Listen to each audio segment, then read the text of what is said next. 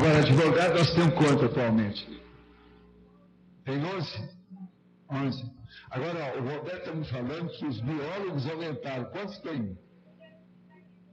Ah, é? Tem quanto? 11. Que a hora que inteira 10 tem que colocar na listagem lá. Esse é que é o nosso critério já de alguns anos. Biólogo é uma coisa séria. Eu já posso falar para a Pia, para vir, que já tem lugar para ela. Não é isso? A Pia Steiner. Mas olha, quem mais aí, Felipe? Está tudo mais ou menos claro? Então vamos nessa. É por aí, tá certo? Agora, gente, o que é que ficou mais obscuro sobre o assunto aí? Vamos ver a situação. Quem deu o nosso trem parada dura? Não tem ninguém aqui hoje? Ah, tá aí? Ah, não, tá ali. Eles estão escondidos hoje. Eles estão com medo de alguma coisa, viu? O negócio da profissão, ela colocou os dois na defensiva, lá no fundo, no escuro. Mas fala, tá aí? Eles estão escondidos hoje. Eles estão com medo de alguma coisa, viu? O negócio da profissão, ela colocou os dois na defensiva, lá no fundo, no escuro. Mas fala. Fábio, a pessoa que teve que decidir a carreira, tipo, com 15, 16 anos, decidiu mal e depois, pelas circunstâncias da vida, ela não tem como retomar, talvez, aquela profissão mais indicada no curso intermissivo. Como é que fica a questão do agravante e atenuante para a prótese dela? Não, aí tem sempre, preciso de ter o resultado do esforço dela. Vamos jogar o saldo da ficha evolutiva. O que é que deu da vida dela? Então, essas coisas pode melhorar, né? Pode consertar tudo. Eu nunca acho que uma coisa é insolúvel ou uma situação vamos dizer, insanável. Às vezes ainda dá para salvar tudo. Não precisa que esse processo de fachada da profissão é secundário. Ô, Jane, você não acha que eu sou um rábula até de alto nível? Na rabulística, vamos falar daquele cara lá ó, que critica todo mundo. Você não acha que eu sou da rabulística e sou tão bom representante? E eu não tenho diploma nenhum de direito. Tá aqui. Ah lá, tá vendo? Não, eu sei, não, você só lembra de uma coisa, mas eu tenho mais, né? O negócio é esse.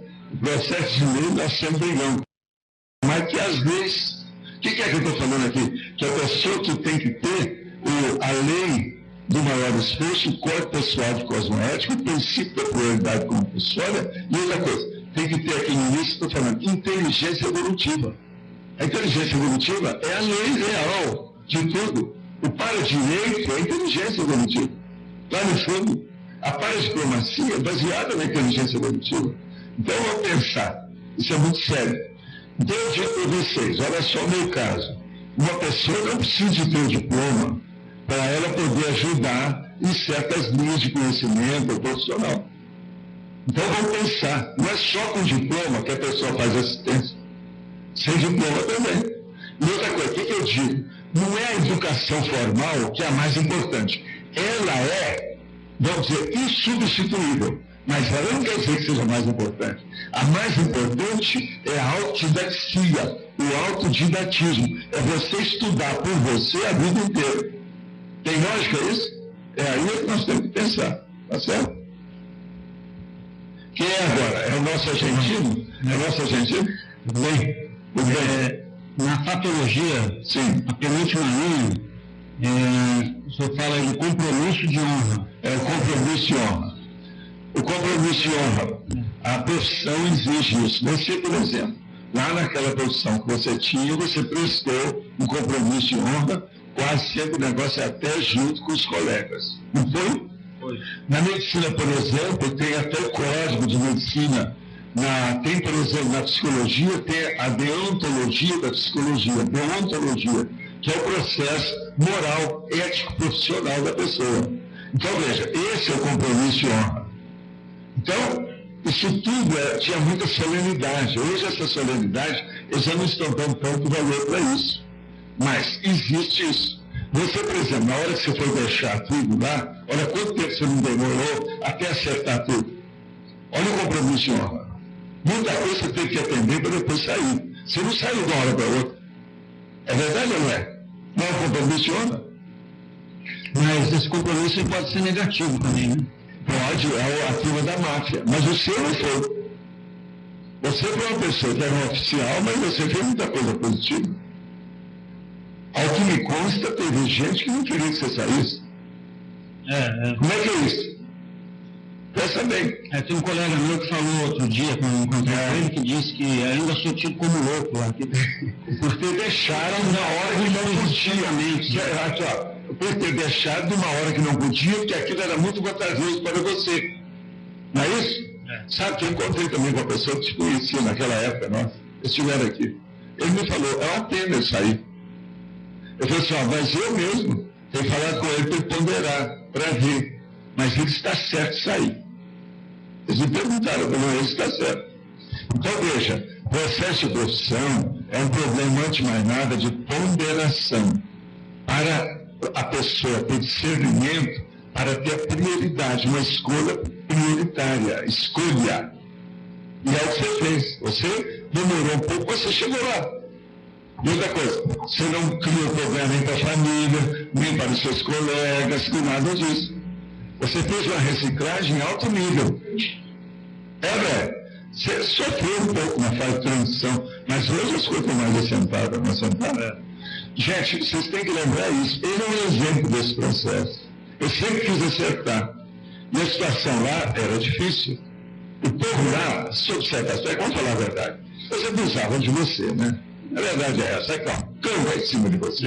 Uma opção de coisa. Eles fazem isso com todo mundo, né? Não, lá é a regra. Você sabe, o que é que você era, qual era o oficial? Era sargento. Pois é, ele era sargento. Mas era todo mundo que gostava dele. Já estava em final assim, de carreira, estava com mais de 20 anos de serviço. Pois é, pensem bem nisso.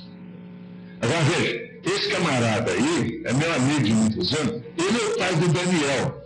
O Daniel que não pintou o cabelo. Você sabe quem é? O Daniel não tem, não? Aí tá ali, olha lá, ó. Hoje ele tá tão bem, olha lá, olha o cabelo dele, tá tudo arrumadinho, olha lá.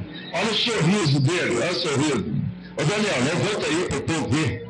Ele é um representante da nova geração, olha lá, é um galão.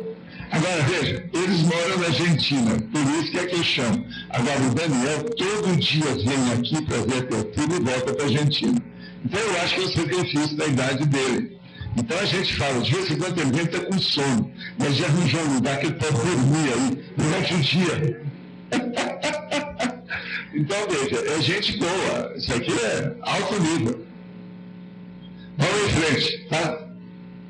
O nome dele, do pai é Renato, e o outro é o Daniel. Vocês têm uma ideia. Olha, quem é agora? É ele? Vamos em frente. Aqui na patologia, na terceira linha, eu queria que você falasse um pouco mais, desse alguns exemplos sobre o princípio da prioridade compulsória.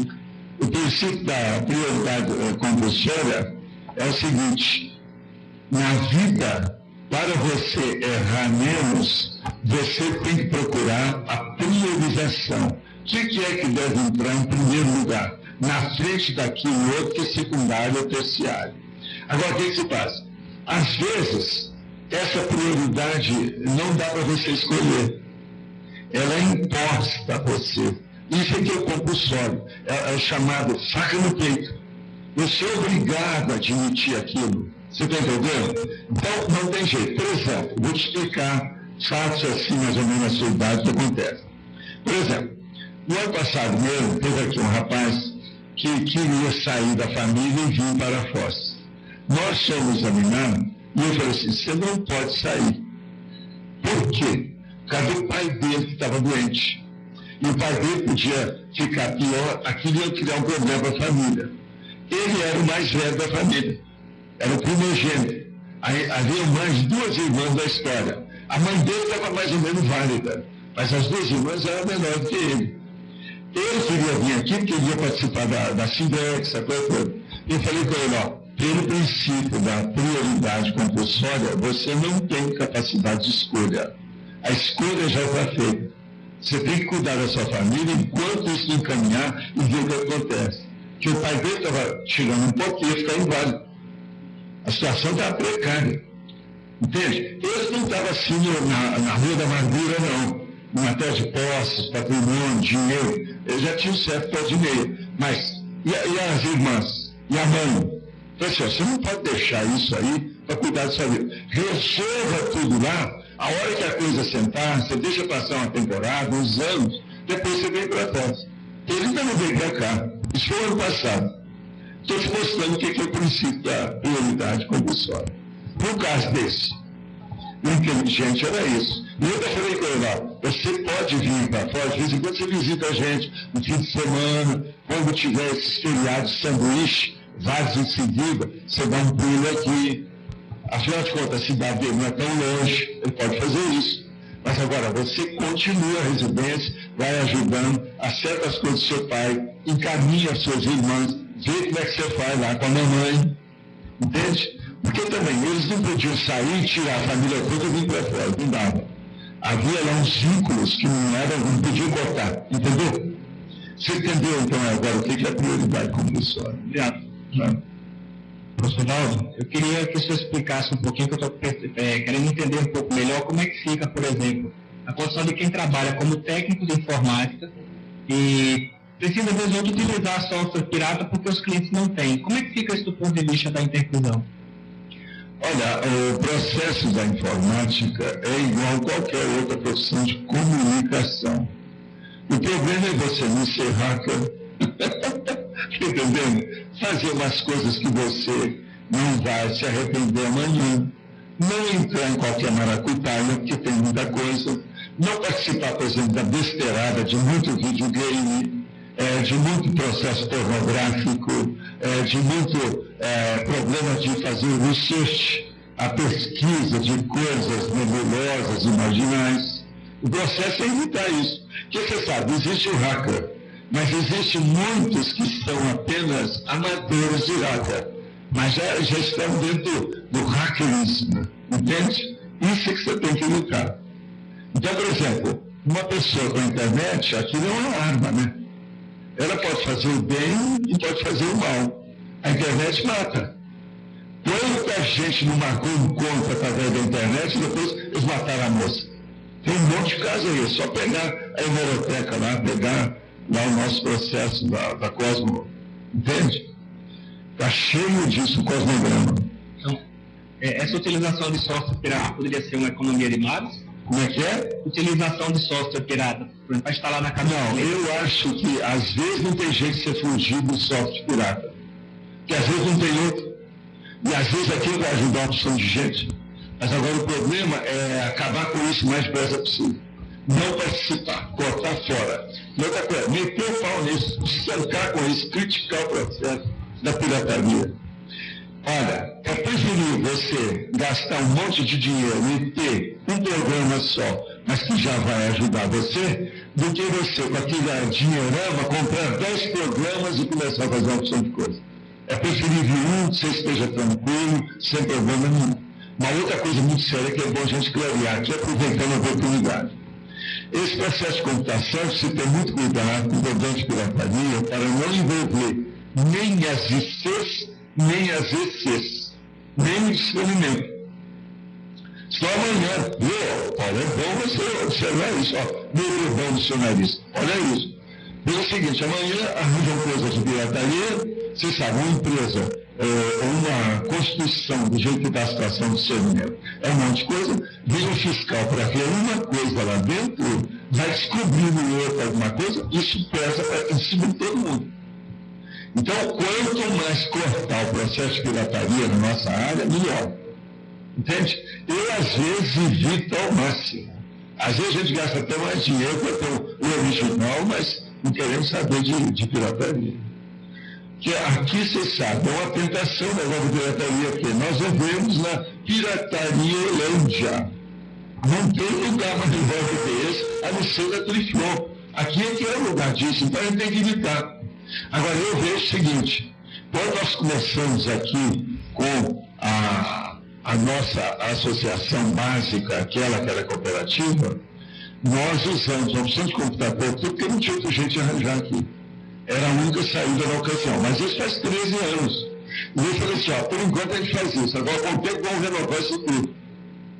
E hoje, a maioria das nossas coisas são todas oficiais, tudo certinho, bonitinho, o programa pago. Eu mesmo comprei programa de vários milhares de dólares fora do Brasil para trazer para cá. E distribuí para muita gente. Várias viagens minhas eu fiz isso. Você sabe que em New York tinha as coisas lá que às vezes dava aquele negócio mais barato. Você sabe como é? Que é o processo de sale.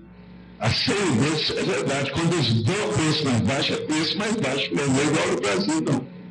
Então a gente comprava aquilo, comprava uma opção e trazia para cá. Tudo oficial. Então vamos pensar em oficializar e fazer a coisa tudo quadradinho, bonitinho. Isso aqui é o ideal. A questão sua é essa, tá certo? Professor, Natália, vamos em frente. o que acontece quando uma pessoa que tem, todos nós temos traços fardos, mas que tem uma profissão que é mais saudável, como psicologia ou pedagogia, sei lá. E esses traços imaduros fazem que o exercício dessa profissão crie laços kármicos ruins. Ah, sim, mas isso é o seguinte, dos males o menor. Se a pessoa, se ela tivesse no medicina, seria pior. Então, dos males o menor, ela está fazendo o que ela pode.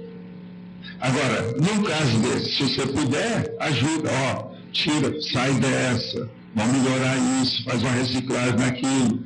Mostre os exemplos através dos fatos. É a melhor coisa que você faz. Agora veja, se uma pessoa está assim, você pensa bem, ela já foi encaminhada de qualquer maneira. Pensa nisso. Se a pessoa se nascer em Córdoba, na Argentina, seria pior. Como? Se nascesse em Córdoba, na Argentina, que é a turma. Entendeu? Obrigada. Roberto, vamos em frente. Página 6, treinamento com Osua, item 15. Lacuna profissional. Lacuna profissional. Diante da expansão do conhecimento hoje, como é que você vê a questão do especialismo e manter o generalismo dentro da profissão e a ocorrência desses lacunas? O problema é não colocar todas as fichas na especialidade. É a pessoa fazer, por exemplo, coloca aí, estou dando um exemplo, um coeficiente ou um percentual apenas para constar, mas didático. Então, por exemplo, 70% da especialidade, 30% do generalismo. Vai valer. Agora, veja, dando vamos dizer, fazendo ou apresentando um esforço pessoal maior para ter a cosmovisão do processo. Então, por exemplo, não dá para uma pessoa ficar, o médico, por exemplo, só estudar medicina, isso é burrice. Não dá para o psicólogo só estudar psicologia, isso é besteira. Então, veja, essa renovação precisa ser feita. Isso é que nós chamamos aí da lacuna profissional. Agora, por exemplo, existem umas lacunas que elas praticamente são inevitáveis. Eu vou mostrar uma sua. Na época que você veio, aquele menino lá do Nordeste, tudo atrapalhadinho, não tinha dinheiro, não estava caindo pelas beiradas, não dava para ler o Humboldt, que hoje você está comprando, tem milhão as obras. Quer dizer, o cara ficou milionário. Comprei um livro que eu mesmo queria ler, nunca consegui. Ele está arranjando tudo aí, dentro da área dele. Você entendeu? Aquela lacuna, ela é perdoável. Ela é relevável. Você não tinha culpa disso, era a própria vida. A mesma coisa, eu passei por isso. Tinha um monte de livro que eu queria comprar, inclusive no meio da vida passada, os caras queriam, antes de chegar no legal, se eu der 5 mil dólares, eu levo o livro. Eu não tinha dinheiro. Chupei um dedo, eu só um dedo. Chupei um dedo e deixei a coisa passar. Agora veja, hoje se aparecesse, eu compraria. Então veja, nada como um dia depois do outro. Mas, às vezes, tudo tem sua razão de ser. Então, há lacunas profissionais que às vezes não estão no talante, na vontade, na decisão da pessoa. Aquilo faz parte de outras condições. Está claro isso? Como é que é?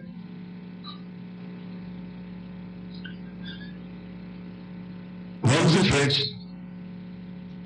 Professor, poderia falar um pouco daquela situação em que a família toda montou um novo produção? É o avô, é o pai, Você sabe, isso aí é o seguinte, há pessoas que que ela já vem dentro daquela tribo, olha o que eu estou falando, vem da tribo, que é o processo da genética, etc. tal, na mesma árvore genealógica há muito tempo. E às vezes a profissão é a mesma. Por exemplo, dentro da história, eles gostam de falar muito que a turma teve talento. Por exemplo, o Johann Sebastian Bach, a família toda do Bach era de músicos. Você está entendendo? Então é um monte de gente, várias gerações de músicos. E muitos deles apresentaram alguma criatividade e foram até geniais. Agora veja, tem gente que é militar de todo jeito. Eu já contei aqui o caso, na época do Centro da Consciência Contínua, apareceu um rapaz que a turma aí até lembra, esses mais jovens nossos aí lembram dele. Que chegou lá para mim, o problema dele era um só. Olha aqui, eu nasci numa família que todo mundo é militar. O meu bisavô era militar, o outro era general, o avô não sei o quê, meu pai é assim, meu irmão é assim, meu tio é assim. E eu não quero mais saber disso, mas eles estão pressionando, porque se eu entrar nas agulhas negras, que é o lugar que eu tinha que entrar, toda a minha vida já está assentada. Eu não preciso me preocupar com o futuro, nem eles vão preocupar comigo. O que eu faço com isso? Olha só, se você quer mudar, você dá em contra. É o jeito. Então eu fui dar o meu exemplo para ele. Na minha família, todo mundo tocava algum instrumento de corda. Então, a minha mãe e meu pai começaram a fazer pressão. Caso meu avô, que eu devia também tocar um instrumento. Veio então, eles me pressionando, eu disse, eu não quero mexer com isso. Eu já mexi com essas coisas todas, eu quero trabalhar com a cabeça, quero mexer com a cabeça. Agora, minha irmã está aqui. Qual é o instrumento que você tocava? Você lembra? Ah lá, ela era o violão. Minha mãe era bandolim. Depois ela tocava também acordeon. O vovô, que era vovô da gente, que praticamente foi o pai dela, que já foi criada com o vovô, ele tocava qualquer instrumento de corda. Não era isso? A titia, que era Alcina, tocava violino. Então, eles tinham uma orquestra em casa que fazia o fundo musical do cinema mudo que não havia. Não havia trilha sonora no cinema mudo. Ele era mudo. Ninguém falava, não tinha música, não tinha nada. Então, o processo todo aparecia tudo. Eu que era pequenininho, ainda cheguei a ver cinema mudo lá. Então, tinha o Tom Mix, que ficava em cima do cavalo, nunca pude esquecer aquilo. Ele em cima do cavalo e tratou, sim, eu lembro disso como se fosse hoje. Você chegou, acho que a participar de alguma coisa disso, não foi? Então, veja, que ela é mais velha do que eu, ela viu as coisas até antes, participou disso. E ela aprendeu violão. Agora, o que se passa? Quando eu falei que queria cuidar da cabeça, aí o meu avô falou assim, não, o jeito é fazer um exame dele, para ver isso que nós chamamos de senso musical. Aí o pai lá, que era minha tia, pegou com a turma do vovô lá na chácara. E foi fazer, pessoal, põe aqui umas músicas, vamos ver se ele é bom de música. Então eu tocava uma música para essa e a música tal. Tocava outra só. Aí eu vou ver. Esse menino tem senso de. Ele tem mais musicalidade que a maioria de vocês. Você lembra do meu corpo que era? Mas é um desperdício. Nós vamos perder esse menino? Você está entendendo? Então veja, eu não entrei nessa. Agora, melhor da história. Você lembra uma vez, eu tinha 10 anos, quando nós fizemos eu fui dirigir uma cadeira no meio da praça. Fizeram um tablado, na época do São João, aquele negócio todo, e ele estava todo a caráter, maquiagem, um chapéu. Você lembra disso, lembra? Agora veja, o negócio foi um sucesso tão grande que a gente repetiu o troço. E eu era o que estava dirigindo a cadeira. Aí todo mundo falou, esse menino tem que ser dançarino. Você lembra? Aí veio assim, eu disse, não, ele vai ser dançarino. Aí eu disse, não, eu vou cuidar da cabeça. Eu já mexi nisso em vidas passadas, não quero ser dançarino. Eu era empestado, você lembra que eu dava conta disso para mim. Agora, tem outra coisa. Lá pelas tantas, eu comecei a mostrar que eu sabia desenhar. Comecei a fazer o desenho dos outros, só que eu tenho história em quadrinho. Aí eu disse, não, ele vai ser pintor. Aí eu dei conta, não, eu quero cuidar da cabeça. Ó, minha irmã está aí, ela viu umas coisas disso, ela pode atestar os fatos daquilo. Agora veja, eu dei conta em tudo para não ser a mesma coisa da família. Agora veja, Esse foi da família mais chegada, a família nuclear, consanguínea, a maioria era de artista. O meu pai tocava flauta doce, não era isso? Meu pai. Então você veja, todo mundo é artista. A minha mãe aqui, ó, desse povo todo, o que eu gostava mais da minha mãe, porque a minha mãe tocava qualquer coisa. Ela tocava clássico, semiclássico, popular, o diabo. E tudo do bandurri, que é um dos instrumentos de corda mais difíceis que tem. Ela dava um show, a minha mãe, dessa situação. Então veja, ele deu conta, eu escapei dessa. Agora, você sabe, eu não sei também se você sabe, lá em casa, devido ao processo de paroxetismo, eu tive essas repercussões muito cedo. Então, eles faziam aqueles saraus lá em casa, musicais, e o povo ia pedir Valsa do Matão, Saudade, não sei de quê, Valsa da Morte, você lembra, né? Esse monte de coisa.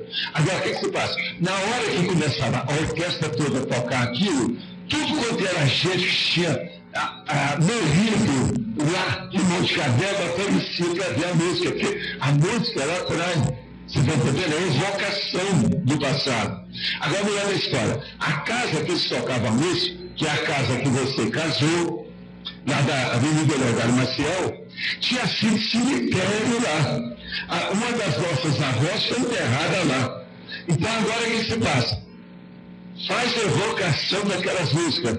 Valsa da Morte, Saudade do Matão, eu não sei o que é, uma de força total de saudade dentro do lugar que tinha sido cemitério. Os mortos todos se levantavam para ver, para participar disso aí. Então chegava, ninguém via aquilo. Um dia minha mãe e meu pai chegaram para mim e disseram: menino, o que você fez? Toda vez que vai tocar música, você ensina, você sobe o seu quarto, fica lá e não aparece.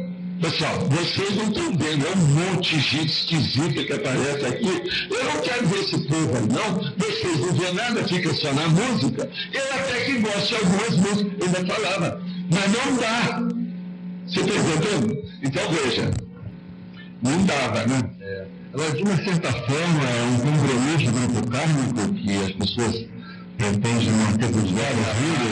O compromisso do grupo kármico, ele quase sempre é baseado na afinidade das pessoas, é o rapport.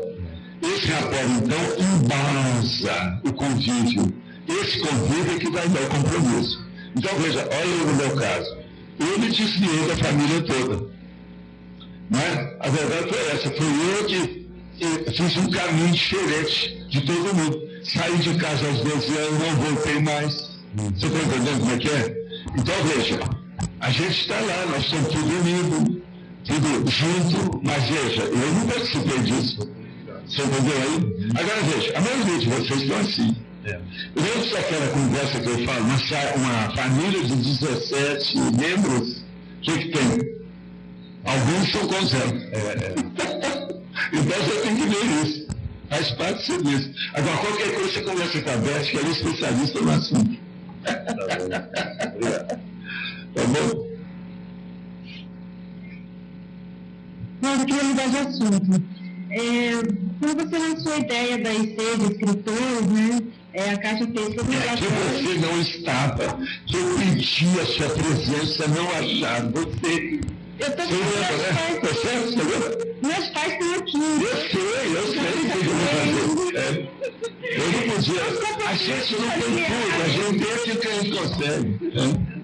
Mas a ideia é assim, a Kátia mandou um e-mail para todos os autores e aí começou uma discussão por e-mail, né? E surgiu nessas discussões, algumas pessoas colocaram sobre a necessidade de realmente fazer uma IC, eu não sei, poderia ser alguma coisa mais virtual, uma organização... Não, é fazer IC aqui, ó, eu gosto da coisa preto e branco. Mas tem nada disso, virtual, isso a gente deixa para o Igor, para a turma aí. Também que são especialistas, não é isso? Outra coisa, quem é desses virtuais que já fizeram livro até agora? Tem alguém? Chato, né? Eu acho que não tem ninguém ainda, então acabou. Ali que veio para o assunto, não veio para o escambau dessa vez. Quem deu o seu livro que eu já pedi? Quem deu? O Gustavo. Quem deu? Está vendo? Quem mais? Quem deu o livro? Quem deu o livro dele? Quem deu seu livro? Quem mais aí? Vamos olhar esses que pintam muito o processo, né? Entende? É o Alexandre. Professor, eu faço parte do Colégio Invisível da Cosmoética. Sim. E sou autora. Não, mas vocês não tem nada que ver com peixe. Eu estou querendo ver o da informática. Não, sabe por quê, Valdo? Porque assim, algumas coisas que foram colocadas é questão de recursos mesmo, infrafísicos, que é pessoal. Não, eu falei, eu dei papel, né? Eles levaram o papel, né? Eu dei um pequeno dossiê sobre o assunto. Então não tem jeito, né? Tem que ver. Eu acho que deve fazer, deve ter na internet, deve ser processo virtual, deve fazer revista oportunamente. Pelo seguinte, o escritor tem que escrever. Quem escreve tem escrita. A escrita tem que ser publicada. Essa publicação vai ter leitores. Então, esse negócio de virtualidade é bom, é a novidade do momento, etc. Mas é preciso colocar coisa grafada, física, palpável. Nós ainda vamos precisar disso por muitas gerações pela frente. Papel ainda não vai morrer tão fácil assim de uma hora para outra, não. Se fosse assim, eu ia fazer só a enciclopédia virtual. E não é, me dá um trabalho danado de fazer esses volumes, essa coisa toda. Entende? Eu acho que tem que entender se vocês vão fazer uma associação de alto nível, tem que começar com o pé direito e com boa qualidade. Você não acha que é mais lógico? Não, Olha outra escritora lá. Então fala. Deixa eu falar aqui, a ideia não é que não faça mais serras, a ideia é que a gente comece usando o exemplo da Rebra, que é uma rede de autoras brasileiras, que faz um trabalho magnífico, virtual. E todo mundo escreve, todo ano tem obras publicadas e trabalha a comunicação virtual, mas nós vamos fazer a IC. É que enquanto não tem a IC, a gente pode fazer as moldes da Rebra. Por enquanto vocês falam na Rebra, porque daqui a pouco vocês não vão poder falar, que vai ser falta de educação. Claro. Porque a associação vai engolir esse processo da Rebra. Que ela é muito superficial em matéria de literatura, aquela coisa toda. Agora, a associação de vocês é muito mais séria. Não pode nem comparar. Então vai chegar um ponto que você não pode estar falando muito. Senão, eles humilham. Olha lá, processo, sejam generosas. A Beth, Valdo, a Beth Silberstein também faz parte, que tem muitos autores brasileiros. Eu sei, eu conheço lá, eu quero estar lá da Graça. E outra coisa, qualquer coisa que você queira ver esse caso da Rebra, é só ir lá que ela tem tudo lá no painel. Nós fizemos um painel na Megastore. Tem as publicações. Agora eles fazem pequenos livrinhos, fazem publicação, tem processo na internet, tem todo lado. Então todas essas mídias vão ser usadas por vocês. Tá certo? Agora, já está chegando uma outra que vai ser médica, não demora aí com as coisas todas, que eu quero ver também ela participar disso, que ela vai acabar fazendo um livro, porque senão a gente vai ter que pedir para o Fred para tomar uma providência. Professor Valdo. Sim. Desculpa, só com relação a esse assunto, que a gente tem observado que quando, a partir do momento que institucionaliza, que concretiza, que forma uma associação, isso ajuda muito na materialização das ideias. Pois é, mas Então, respeitar o prazo deles. Cris, é a mesma coisa daquele processo. Na hora que faz um local, que coloca a pessoa para viver, a hora que lança a âncora, a energia outra. Por isso eu falei com eles, é bom colocar gente lá desde o primeiro dia. Gente nossa, se for possível. Por quê? O óleo tem que ser, ele muda. É diferente quando você tem Vem aqui, que o primeiro dia. A primeira providência que eu tomei foi essa, não vou pôr a pessoa. Aí eu telefono para São Paulo, Márcio, deixa tudo bem para cá.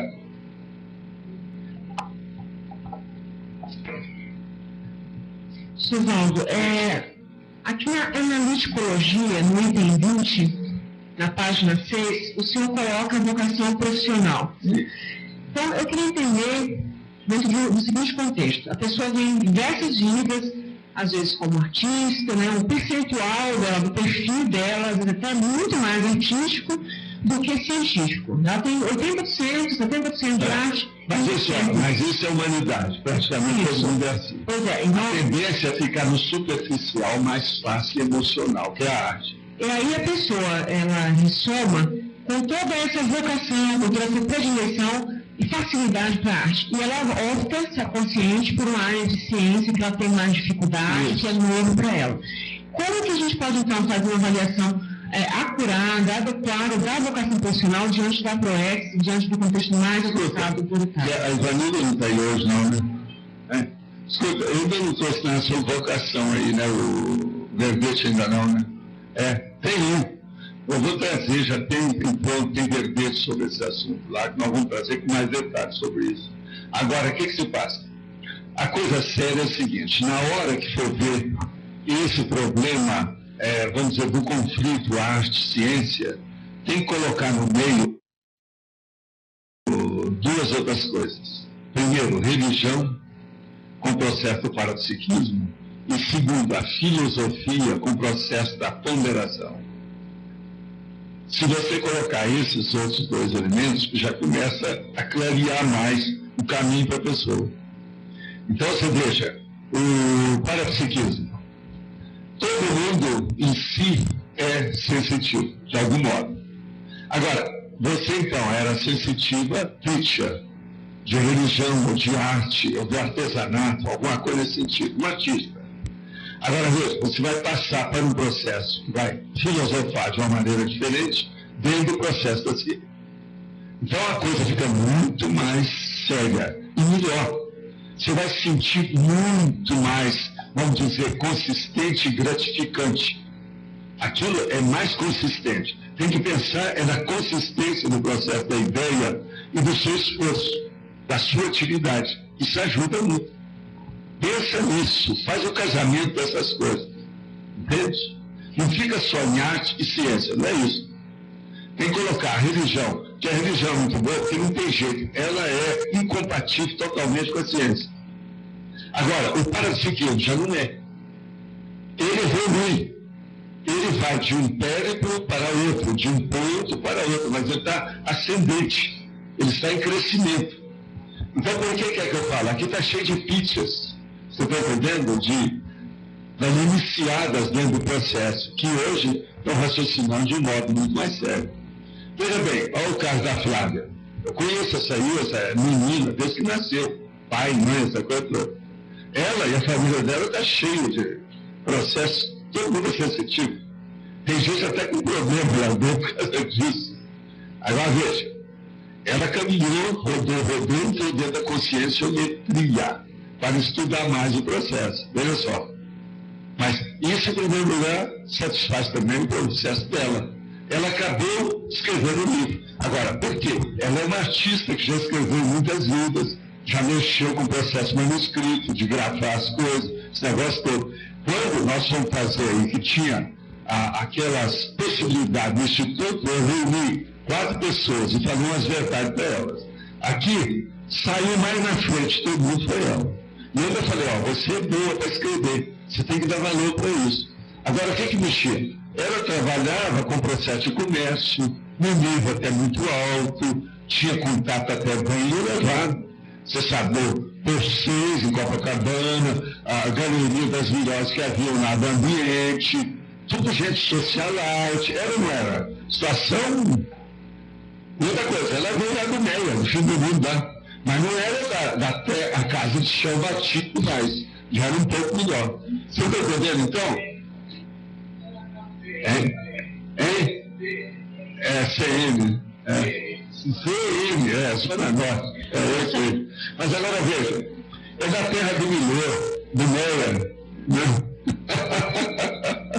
Você entendeu esse nível, então, da situação? Eu entendi. Eu queria colocar, então, mais um tempero, uma situação prática. No caso dos jovens que estão em um momento de decisão. Então, esses jovens vai, às vezes, fazer uma orientação vocacional, eu acho que a pessoa de psicologia sabe disso, e o cara sai, às vezes, com uma lista das coisas que ele pode fazer e que ele tem perfil para fazer. Que vai desde física, a dança e a medicina, enfim, é uma miscelânea.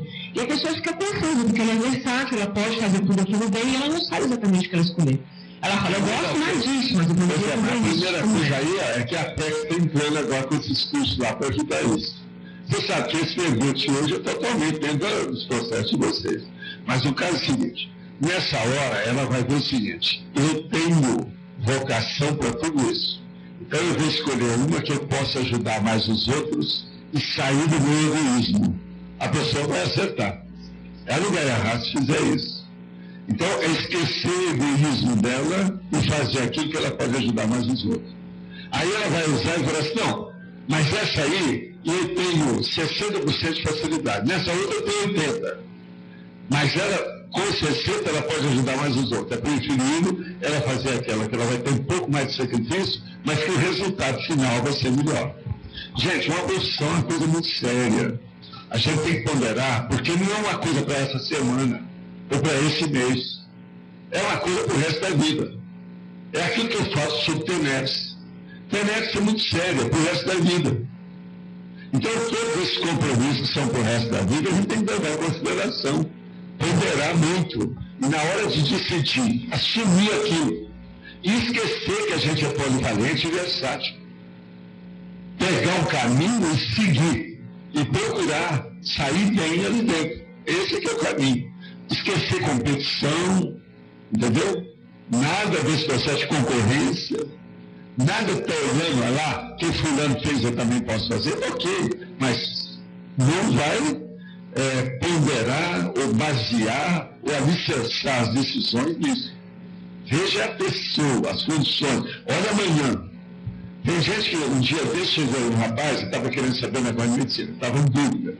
Eu virei para ele e falei assim, vem cá, fecha os olhos. Ele fechou. Agora pensa, você está dentro do consultório, você está de jaleco, acabou de chegar um paciente.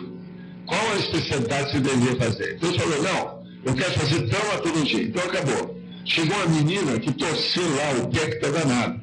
Tem que mexer. Então você está com disposição, fecha os olhos. Você está com disposição de atender essa criança? É bom isso para você? É o pai, está a mãe, todo mundo ali, sabe? Ele falou assim, não, é isso. Se você se sente bem com a ideia dessa, sim, então acabou. Esse é o caminho. Então, a pessoa você pode fazer, formular, você está entendendo? Essas simulações da pessoa dentro da profissão dela. Olha o que você vai ser. Não tem jeito de escapar. Entende?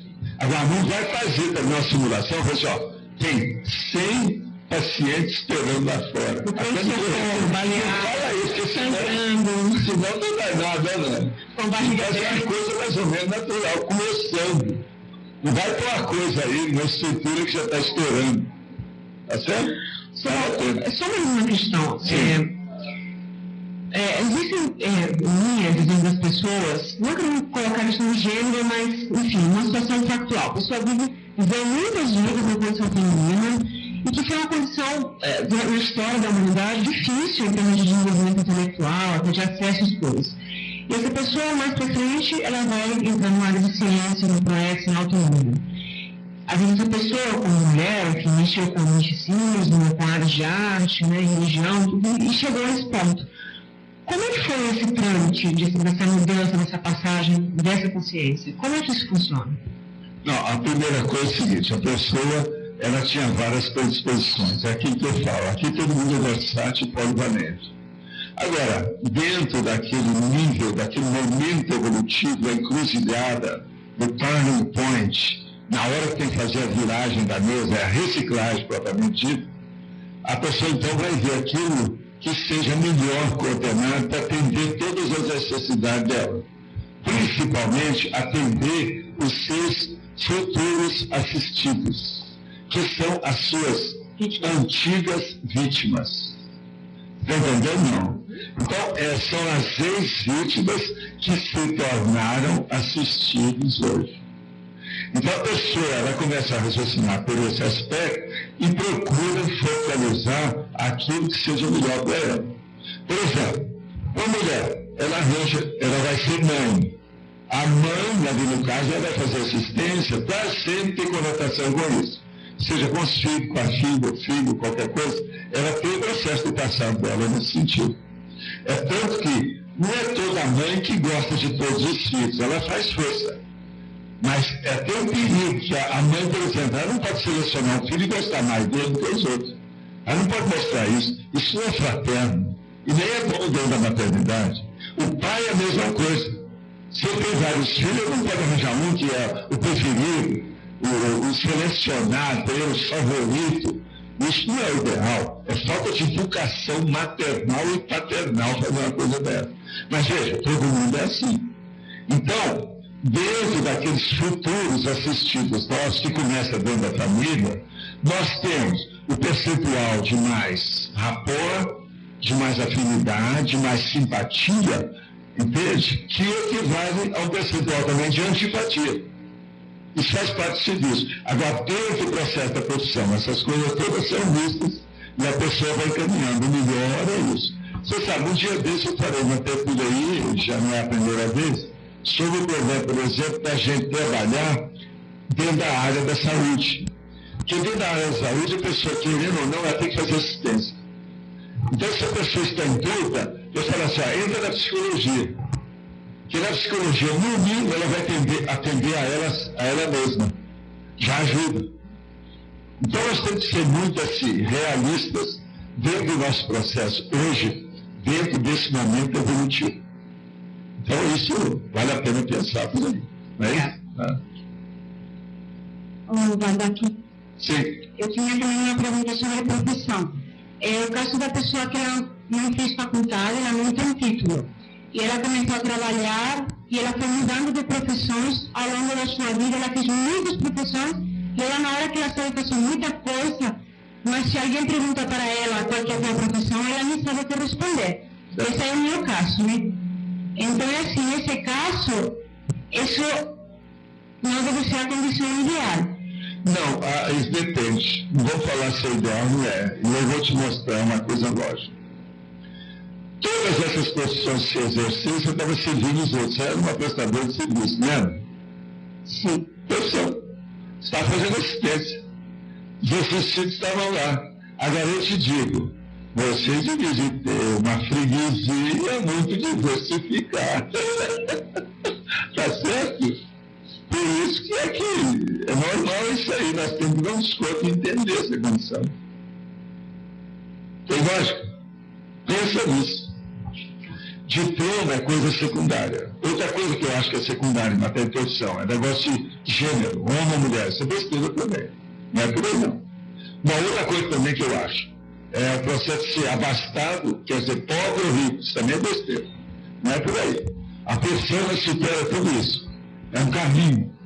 Agora, ó, o que é duro é aquilo que eu já falei aqui, anteontem, mesmo vez falando, que é o processo, por exemplo, da pessoa que ela vem, mas não se adapta bem dentro daquilo, ela tira o corpo fora, ela não quer assumir depois, ela se desvia, vai para outro lugar, aí é que é um processo difícil.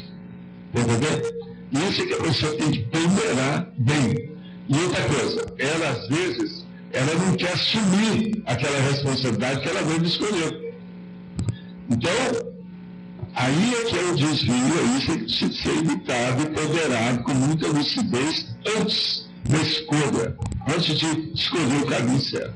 Mas então, vale, por exemplo, daqui na frente, então, se eu tenho que parar para escolher uma profissão, ela tem que ser na mesma linha, sempre prestando atenção. Não, você vai ponderar aquilo que hoje já não é mais. Por exemplo, quando você tinha 15 anos, era uma escolha. Hoje, na sua idade, é outra. Por quê? Você já adquiriu com esse corpo, nessa vida, algumas experiências que você não tinha naquela ocasião, quando era adolescente. Então, veja, hoje, você tem que ponderar nesse momento evolutivo. O que seria o ideal? Uma pessoa passa aí 5, 10 anos, se ela for escolher uma profissão, não é a mesma coisa do anterior. Nunca é. Ela já mudou. A faixa etária muda devido ao processo da bagagem pessoal. Essa bagagem flui demais. Mas na idade minha, quase 40 anos, não adianta querer mudar, tem que ser... Não, pode mudar, você está na meia idade, você ainda tem muito tempo. Eu estou com 76, vou fazer agora, estou me sentindo que eu sou um jovem, ainda tem muita coisa para fazer. Você não está vendo o que eu estou falando? Se essa casa lá tiver coberta, fala que eu vou passar lá uns dias e eu resolvo aquilo lá. Entende? Foi aí. Outra coisa, quem quer que eu falei lá no shopping center? Estava faltando gente, me chama que eu vou lá atender o público. O que é? Nós somos versados para quê? só teóricos. Nós temos que vivenciar as coisas. Mas, Igor, vai em frente. Página 6, Analíticologia. Sim. Quem conduz o entendimento do item 2, autocontingenciamento. Autocontingenciamento profissional. O processo do autocontingenciamento é o seguinte: uma profissão, dependendo da profissão, do local e do próprio profissional, a pessoa às vezes está circunscrita. Ela está acanhada dentro de um curral que ela não pode sair. Aquilo faz parte do serviço dela. Então, por exemplo, o médico, ele vai trabalhar no hospital, ele tem que seguir a administração daquele hospital. É o autocontingenciamento profissional. Outra coisa, o cara vai trabalhar no governo. Tem certas leis que não permitem que depois ele faça outros negócios, outros serviços por fora. Então os caras chamam para ele ir para a política, às vezes ele não pode. Você entendeu? Olha o autocontingenciamento profissional. Então veja, é um processo praticamente imposto pela própria vida para a pessoa sair bem. E ela dá exemplo daquele processo profissional dela. Você faz parte do serviço. As leis têm que ser cumpridas, obedecidas, mantidas, respeitadas. Não tem jeito. Quer dizer, tem um lado aí que restringe, mas por outro lado pode ser positivo. Não é muito bom, porque aí a pessoa cresce, ela frutifica mais. Escuta, não adianta nada eu te dar vários hectares de terra para você plantar, se você planta de qualquer maneira. Agora eu pego e falo assim, não, você tem aqui 1 hectare, mas você vai trabalhar tudo nele. São 10 mil metros quadrados de plantação escolhida. Você vai olhar isso tudo. Aí é diferente. O próprio Darwin, sabe? Ele fez a experiência disso. Você sabe, aquela experiência que eu já repeti, eu já fiz isso. Ele pegava e limpava a terra totalmente, tirava tudo quanto é coisa que estava plantada nela. Só 1 metro quadrado. E colocava uma madeira formando 1 metro quadrado certinho. E depois ele mexia na terra, colocava água e ia estudar o que é que ia nascer. Tudo que foi nascendo ali, ele não plantou nada, aquilo é da própria natureza. Ele ia ver o que é que dominava os outros. Se havia parasita, uma praga, alguma coisa que tinha. Você está entendendo? É isso que é o processo da plantação na vida. Agora, o Darwin estudou isso para ver a evolução do processo botânico. Quem é quem dentro da botânica? Com 1 metro quadrado dá para fazer isso. Eu mesmo falei com o Roberto, com a turma aí, pode fazer experiência disso. Que o negócio está certo. Eu já vi essa experiência.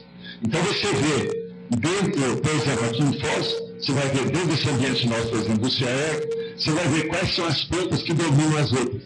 Aquela que vinga mais rápido. Quase sempre são pragas. Eu garanto que se fizer isso, a Cosmos vai aparecer. Quer fazer uma aposta?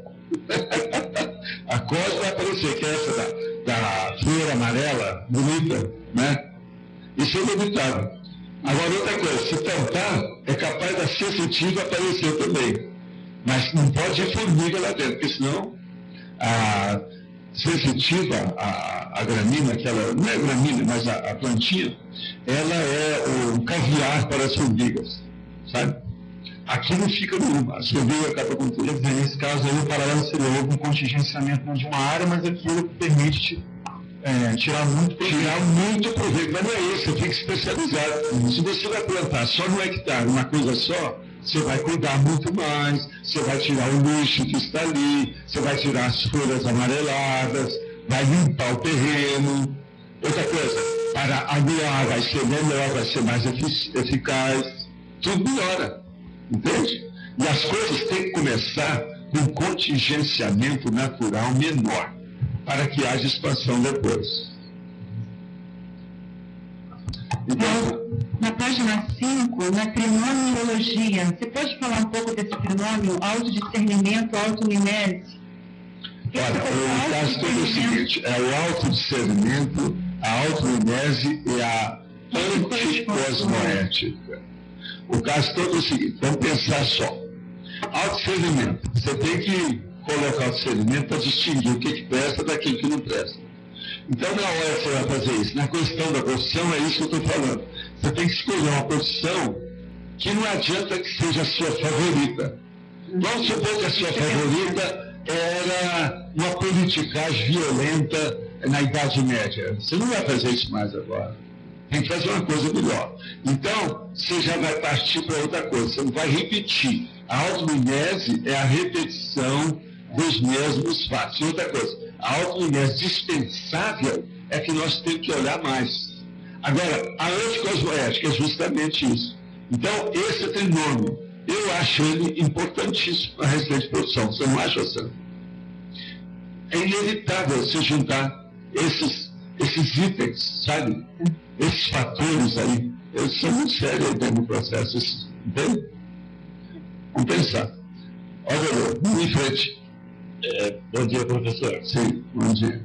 Eu estive agora, no início de janeiro, dia 24 de janeiro, em Mato Grosso do Sul, e ao abrir o jornal, uma pessoa que eu convivi com ele por mais de 40 anos, advogado, e ele contratou 3 ex-presos, e 3 meses depois, os 3 presos foram acertar com ele, mataram, cortaram em pedacinho e tocaram fogo nele.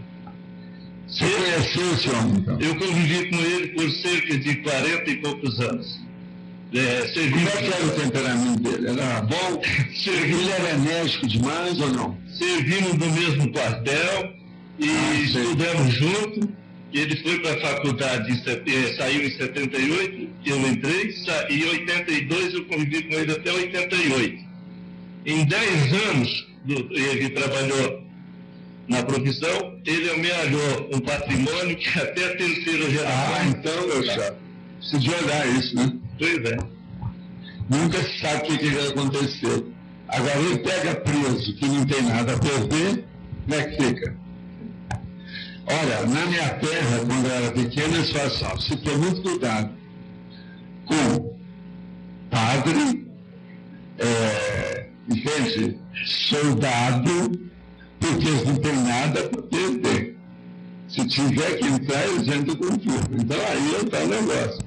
Ele, como militar, ele sabia, entende? Soldado, porque eles não têm nada para perder. Se tiver que entrar, eles entram com tudo. Então aí está o negócio. Ele, como militar, ele sabia dessa história, né? Agora, só uma pergunta cretina. Ficaram sabendo se esses 3 presos já eram colegas dele antes de eles ir para a cadeia? Isso é óbvio, né? Vocês não acham que tem alguma relação, né? É bem possível. Ele no direito, ele trabalhando, por eu estar ali com ele fiquei 8 anos junto com ele, a pessoa entrava dentro do escritório, se ele ia fazer o serviço era uma questão, mas que ele ia receber, ele recebia. Sempre, né? Em 10 anos ele recebeu 15 representações na ordem. Agora só me conta, você acha que isso aconteceu com ele por qual motivo? Qual a razão? Ele não tinha ética. Qual foi existia. Quer dizer que ali é o seguinte, é um ladrão que pegou o outro. Exatamente. Recebeu 15 representações na ordem. Agora só me conta, você acha que isso aconteceu com ele por qual motivo? Qual a razão? Ele não tinha ética. Qual foi existia. Quer dizer que ali é o seguinte, é um ladrão que pegou o outro. Exatamente. Quem identificou o corpo dele foi a filha, que tem uma filha médica que foi lá e... Passou os 4 quarteirões. Passou os 4 quarteirões. No centro da cidade. Senão estava perdido. Você entende? Sim. Agora, estudo esses anos todos. Eu comecei, eu tinha calça curta. Então eu decidi aumentar minhas calças, para ficar com calça grande, para comprida, para eu começar a trabalhar lá dentro. Agora, dentro desse autodidatismo, só uma questão, você criou algum parâmetro para te satisfazer quanto à sua performance de autodidata? Eu fazia a grade de horário das minhas coisas. O que você pensar, eu fazia para ver como é que era a minha ultrapassagem, a minha superação, autossuperação. Então eu fazia, isso assim, não, eu estou lendo pouco, eu tenho que ler mais livros, tenho que ler tantos por semana. Eu fazia tudo trabalhando e estudando, mapeado. Agora, com isso, Eu lia durante as aulas que não me interessava, que era de besteira, eu levava coisa. Entende? Agora, o povo me respeitava porque eu trabalhava lá dentro, qualquer coisa precisava de mim, os professores precisavam de mim. Você está entendendo? Entendi. Agora, ó, malhar, né? Por muitos anos de malhação para eu valer. Mas valeu a pena isso, né? Agora, a parte intelectual me ajudou demais. Que o ambiente desse é totalmente intelectual. Sim. Tá entendendo? Você só conversa com gente, gabaritos, melhores que havia na cidade. Com o passar do tempo, todo mundo era acadêmico, todo mundo universitário. Como é que fica?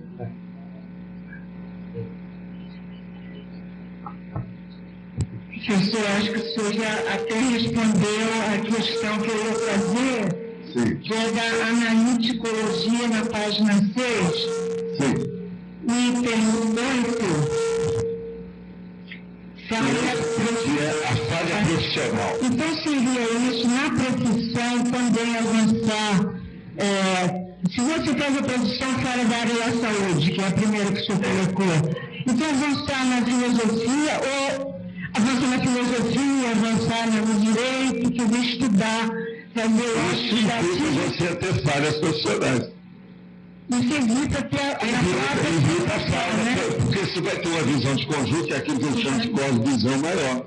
Olha, eu atendia gente que era uma loucura. Eu fazia, às vezes, mais triagem de paciente e atendia os pacientes escolhidos lá no interior. Mas veja, eu nunca tive problema com medicina. Nunca vieram reclamar de mim, nem quando eu fazia clínica gratuita e nem quando eu cobrava alto nível em Copacabana. Nunca eu tive reclamação disso. Por causa dessa... Eu olhava tudo com detalhe, entendeu? Meu negócio era de detalhe. Então, por exemplo, essa técnica que eu trouxe do Japão me dava muito trabalho para fazer. Você tinha que olhar os detalhes. E eu, quase sempre, eu tinha 2 enfermeiras especializadas. Uma que trabalhou comigo no tempo era até alemã. Eu estava aprendendo dos Estados Unidos. Ok, muito obrigado. Chefe, qual a diferença então desse que a Tânia perguntou para o número 16, ranço profissional? O ranço profissional é diferente da falha. Falha é a hora que você comete um equívoco ou um erro. Entende? Agora, o ranço não é bem isso. O ranço é uma coisa que a pessoa trouxe com apriorismo. Ela já trouxe alguma coisa que às vezes foi um parente dela que desempenhava aquilo, que tinha uma ideia. Ela não se atualiza. Então, a profissão, a pessoa tem que estar up-to-date. Ela tem que estar profissionalizando o tempo todo. Ela nunca pode esquecer disso. Então, ela tem que atualizar, ficar up-to-date. E isso que é o ranço. O ranço é quando a pessoa fica antiga, ultrapassada, velhusca. Então, não pode nessa questão. Tá claro? Professor, qual o temperamento ideal para o advogado? O advogado é uma pessoa que é ponderada, mas que tenha boa comunicação. O advogado que não sabe falar com os outros deve desistir da profissão. A coisa mais séria, o advogado antes de tudo é um orador. O advogado antes de tudo é um político. O advogado antes de tudo é um comunicador. Sem isso não é possível. O que você acha, Jair? Estou falando alguma besteira? Sem comunicação não é possível. Tem que ter. Advogado é um processo de conversa, falar. Senão não vai. E é qualquer área. Porque é através disso que ele vai entender as leis. E é através das leis que ele pode advogar. Um advogado não dá para funcionar sem leis. Seja qual for a especialidade dele. Isso é seríssimo. O Pontes falava muita coisa disso. Era o ponto de vista dele sério. A advocacia praticamente pega todas as áreas da vida humana, do cosmos. Mas tudo tem leis, tem princípios. Aquilo tem que ser seguido, é o códigos. Isso. Mas é uma necessidade. Agora, por isso que a gente fala, por exemplo, você vê logo que um advogado é chucro ou não. Pelo jeitão dele, não dá para ele esconder o jeito dele. Ele mostra logo se a especialidade dele, se ele caminhou com aquilo ou não. Vê logo, não tem jeito de esconder. Entende? Pela cosmovisão dele? Não, é pelo jeito, você vai ver o processo de acerto de muitas vezes. A advocacia, até um certo ponto, é uma matemática de ideias. Estou falando alguma besteira? É o caminho. Era isso que era o processo do ponto. A base toda é isso. Nós temos que ser matemáticos das ideias. O que é que eu falo aqui, Kátia, sobre o processo da conscienciologia? Que eu procuro levar para a matematização da consciência. Isso a rigor é impossível. Mas a gente chega perto. Isso ajuda. Então, por exemplo, o que é a mimeticologia? É a matemática da repetição dos atos. A matemática das repetições pensêmicas da pessoa. É isso.